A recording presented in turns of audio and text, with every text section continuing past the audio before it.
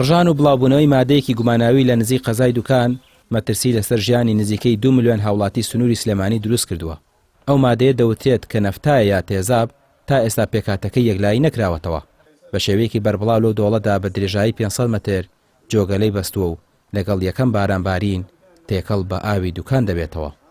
ئێمە تەمەند لە دادگای دوکان دۆسیە بۆ کراوەتەوە بە دواداچوون هەیە بۆ بینەوەی تۆمەتباران سەرەداویش دەرکەوتووە، بەڵام لەبەر ڕۆتی لە کۆڵینەوە ناتوانین باسی هیچ شتێ بکەین، زانیارێک ئاشکرا بکەین. بە دڵنیایی بۆ ئەم بابەتە ئەوەی پێمان بکرێت دەیکەین لەبەر ئەوەی ڕاستەوخۆ پەیوەندی بە ژیانی خەڵکەوە. شارەوانی خەلەکان ئاماژە بە بابەتێکی مەترسیدار دەکات لە کاتی گواستنەوەی مادەکە. لە توانای ئێمەدا تقریبا لە سا 60 بتوانین لای بین 60 بۆ زیاتر، بەڵام ئەوەی دەمێنێتەوە لەگە باران هەردەستە ناوینەکە. ئەمە کۆمەڵە خەڵک هاتن وەکو مەدەنی ئینە وەکو مەدەنی هاتن ویستیان بیبن، گوتیان ئێمە ڕێگامان بۆ بکەنەوە دەیبین، وتمان باشە ویسمان ڕێگامان بۆ بکەینەوە کەچی باریان کرد بەرمیلێکیان تقریبا بار کرد، وتیان بە کەڵک نالەوەی تێزابی تێدا بە کەڵک ئێمە نا بەرمیلەکە وڵای هەڵپم با تقریبا شێوەی تەقیویلی هات. ڕێکخراوەکانی بواری ژینگەر دەڵێن کارگە و کۆمپانیەکان هەست بە بەرپرسیارەتی بکەن و ئەو مادانە بە شێوەیەکی زانستی لەناوبەرن، نەوەک بە شێوەیەکی کوێرانە تێکەڵ بە ژینگە و ژیانی هاوڵاتیانی بکەن.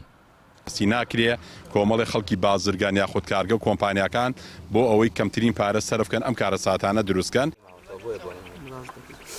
تیمێک لە ژینگە و پۆلیسی دارستان لە شوێنی ڕووداوەکەن سەرقاڵی ڕاوێژن تا چۆن بتوانن بە کەمترین زیان ئەو مادەیە لە ناوبەرن کە لە ئەگەری تێکەڵبوونی بە ئاوی دوکان بە تەواوی ئاوەکەی ژەهراوی دەبێت. کاریگەری دوای بارانبارین کاریگەری زۆر خراپ تووشی سنوورەکەمان دەبێ، ملیۆنان خەڵکی سنوورەکەمان کە لەسەر ئاوی دوکان بێ ئاو دەبن و ئاوی دەریاچەی دوکان بە تەواوی پیس دەبێ، شیاوی خواردنەوە نابێ، هەرچی زیندەوەری لەناو ئاوی دەریاچەکەشە هەمووی لەناو دەچێت. مادەکە بە جۆرێک دەکوڵێت زەویش لە خۆی ناگرێت و بە دوور دەزاندرێت و گومانەکان زیاتر بۆ ئەوە دەچن کە تێزاب و گۆگرداو بێت. بەڵام ئەوەی لە کۆتاییدا گرنگە کۆکردنەوەی مادەکە لە قۆناغی یەکەم و دۆزینەوەی ئەو کەسانەیە کە لە پشت کارەکەوەن. ڕامیار عوسمان، کەناڵی پێام، قەزای دوکان.